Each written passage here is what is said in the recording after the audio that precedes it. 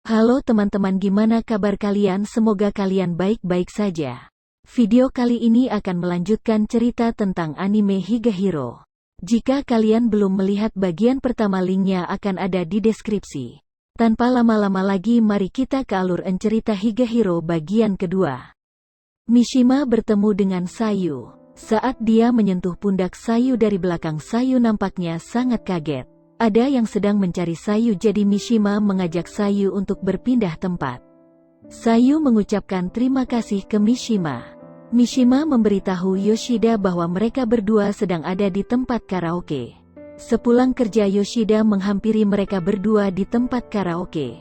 Yoshida mengajak Sayu pulang. Setelah Yoshida pergi, Mishima menangis karena Yoshida tidak pernah menganggapnya, padahal dia sangat mencintai Yoshida. Di perjalanan pulang, Sayu melihat poster tentang festival musim panas. Yoshida mengajak Sayu untuk pergi ke festival. Esoknya mereka berdua pergi bersama ke festival. Sesampainya di sana, Sayu ingin membeli permen kapas. Sayu menyuapi Yoshida. Mereka berdua akhirnya melihat kembang api bersama. Saat melihat kembang api, Yoshida melamun kalau dia tidak bertemu dengan Sayu pasti hidupnya akan gitu-gitu aja. Pulang kerja sendiri, tidak ada yang menemani dan tidur, itulah kehidupan Yoshida sehari-hari. Saat dia sadar, Sayu malah menghilang dan sontak membuat Yoshida panik meneriakkan nama Sayu. Sayu pergi untuk membuang sampah. Yoshida takut kalau Sayu menghilang. Sayu memberitahu Yoshida bahwa selama ini dia sering memakai nama palsu untuk menginap di tempat orang.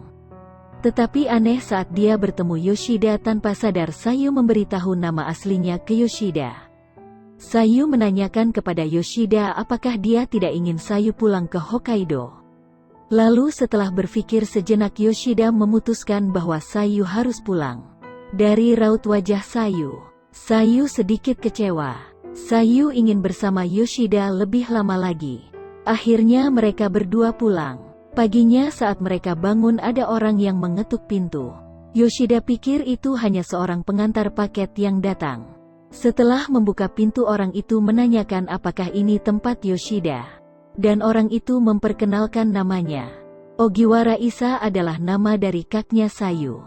Yoshida sangat kaget, apalagi Sayu lebih kaget lagi. Isa mengajak Sayu untuk pulang, tetapi Sayu menolak karena belum siap. Saat Isa menyindir Yoshida, Sayu membela Yoshida. Yoshida meminta izin ke perusahaannya bahwa dia tidak berangkat. Mereka akhirnya duduk bersama berbicara. Isa menanyakan kepada mereka berdua apakah mereka sudah melakukan hubungan badan. Keduanya menjawab tidak pernah sama sekali. Isa berterima kasih kepada Yoshida karena telah merawat Sayu dan memperbolehkan Sayu untuk tinggal. Isa mengajak Sayu untuk pulang karena ibu mereka khawatir dengan Sayu. Tetapi Sayu berpikir bahwa ibu tidak mungkin khawatir tentang Sayu. Yoshida berbicara kepada Isa untuk memberi waktu beberapa hari untuk Sayu. Isa menyetujuinya. Isa ingin berbicara empat mata dengan Sayu. Dia janji tidak akan membawa Sayu dengan paksa. Saat mereka berdua di mobil, Isa melihat Sayu telah berubah menjadi sedikit dewasa. Isa juga akan memberi waktu untuk Sayu beberapa hari. Setelah itu Sayu memberi pesan kepada Asami supaya datang karena dia akan bercerita. Setelah berkumpul di rumah Yoshida, akhirnya Sayu bercerita awal mula dia bisa kabur dari rumahnya. Jadi Sayu adalah anak yang penyendiri, tidak punya teman karena ibunya membatasi Sayu. Sayu didekati oleh Yuko, dia adalah teman pertama Sayu. Karena kedekatan mereka, ada siswi yang tidak suka dengan Yuko, jadi mereka semua membuli Yuko. Yuko menjadi target pembulian karena ada salah satu seseorang dari tim basket yang menembak Sayu dan ditolak oleh Sayu. Mereka tidak berani membuli Sayu karena Sayu terlalu cantik untuk dibuli, jadi mereka membuli teman terdekat Sayu yaitu Yuko. Mereka terus-menerus membuli Yuko. Pada suatu hari karena tidak kuat dibuli, Yuko bunuh diri dengan lompat dari atap sekolah di depan Sayu. Sayu melihat kejadian mengerikan di depan matanya itu sehingga membuat Sayu depresi, ditambah lagi setiap hari ada wartawan yang datang ke rumah Sayu. Sayu mengurung dirinya di kamar. Yang membuat Sayu ingin kabur adalah ibunya menuduh Sayu telah membunuh Yuko. Sayu sangat marah kepada ibunya dan memutuskan untuk pergi dari rumah. Isa mengantar kepergian Sayu dan memberi uang untuk Sayu. Saat Sayu mulai kehabisan uangnya, dia menginap di rumah orang asing dengan bayaran tubuhnya itu. Setelah berpindah-pindah tempat, Sayu bertemu dengan Yoshida. Di kantor, Yoshida menceritakan semuanya tentang Sayu ke teman-temannya. Sepulang kerja, di depan apartemen Yoshida sudah ditunggu oleh Isa. Mereka berdua duduk dan mengobrol. Isa menceritakan tentang ayahnya yang meninggalkan ibunya saat mengandung Sayu. Ibunya Sayu menganggap bahwa Sayu adalah anak pembawa sial. Di rumah, Sayu memberikan buku resep makanan yang dia tulis sendiri untuk Yoshida. Sayu mengajak Yoshida untuk pergi ke suatu tempat. Setelah sampai di sana, mereka berdua berbaring dan mengobrol satu sama lain. Sayu merasa senang bisa bertemu Yoshida dan bahagia bisa menghabiskan waktu terakhirnya bersama Yoshida sebelum Sayu pulang ke tempat asalnya. Di tempat kerja, Yoshida ditelepon oleh Asami bahwa Sayu tidak ada dan tidak bisa dihubungi. Yoshida segera menfari Sayu bersama Hashimoto. Di dalam mobil, Yoshida berdebat dengan Hashimoto. Di tengah perdebatan itu, Yoshida ditelepon oleh Goto. Mereka langsung menuju rumah Yoshida. Di sana sudah ada Sayu. Sayu meminta maaf karena sudah membuat orang-orang khawatir. Goto menjelaskan bahwa Shu pergi ke kantor menunggu Yoshida. Ponsel Sayu mati, makanya tidak bisa dihubungi. Malam ini adalah malam terakhir Sayu di rumah Yoshida karena besok dia harus kembali ke Hokkaido. Sayu meminta untuk tidur di dekat Yoshida. Sayu sangat sedih karena harus meninggalkan tempat yang menurutnya sangat hangat dan nyaman. Melihat Sayu yang sedang bersedih, Yoshida menawarkan diri untuk menemani Sayu pulang ke Hokkaido. Sayu sangat senang karena Yoshida ikut. Hari keberangkatan Sayu akhirnya tiba. Asami mengucapkan selamat jalan ke Sayu. Sesampainya di Hokkaido, Isa mengurus pekerjaan karena sudah lama absen. Sayu dan Yoshida menunggu di sebuah kafe. Sayu melihat ada dua siswi SMA yang sangat akrab. Sayu juga menceritakan bahwa ini pertama kalinya di ke kafe karena ibunya melarang Sayu untuk pergi bermain setelah pulang sekolah.